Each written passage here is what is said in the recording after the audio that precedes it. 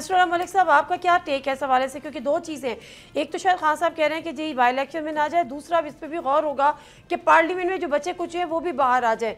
ये कोई बेहतर स्ट्रैटेजी होगी? एक दफ़ा फिर उसी तरह मार पड़ेगी। सर में जो रऊफ रास्ता साहब ने बात की है ना कि जितने भी फैसले किए उस पर खान साहब पछताते हैं, ये सियासी जमातों के जो फैसले होते हैं ना वो सियासी होते हैं।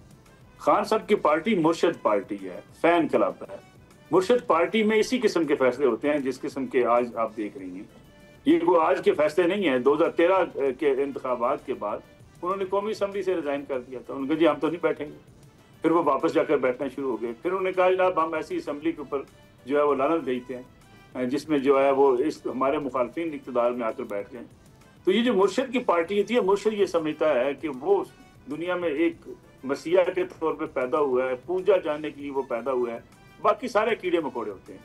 तो फिर जाली मुर्शद हो उससे ज्यादा सोने पे सुहागा हो जाता है।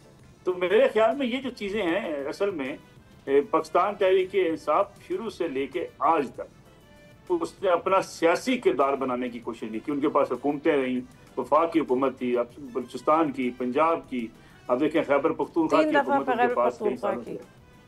मैं वो अर्ज करूँ आपसे, और अपनी हुकूमत के खिलाफ हर वक्त वो माजराई करते हैं। अब देखिए परवेज खटक साहब को लगाया, 5 साल उनसे करवाए, उसके बाद कहने जी नहीं परवेज खटक साहब दुरुस्त आदमी नहीं है, महमूद खान को लेकर आ गए, फिर अली मीर गंडापुर साहब को लेकर आ गए, फिर कहानी जुनैद अकबर को लगा दें इस अली मीर के ऊपर कि वो ताकि सारे मामला वो देखे।